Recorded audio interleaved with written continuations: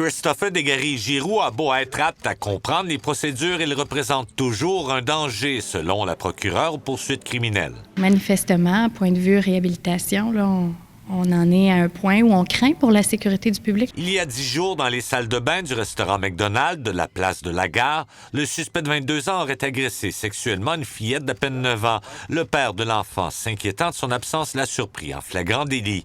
En mai 2018, à Longueuil, Christopher Desgaris-Giroux, qui a une déficience intellectuelle, avait été condamné à 90 jours d'emprisonnement pour un crime semblable sur un autre enfant. Son nom avait alors été inscrit au registre des délinquants sexuels.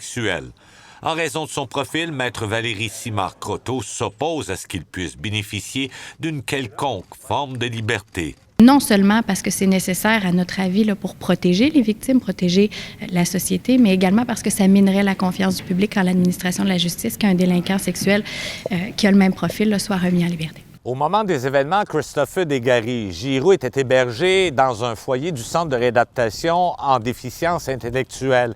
Ce qui peut paraître étonnant compte tenu de ses antécédents, c'est qu'il se trouvait à 4 minutes de marche seulement de cette école primaire, l'école Saint-Jean.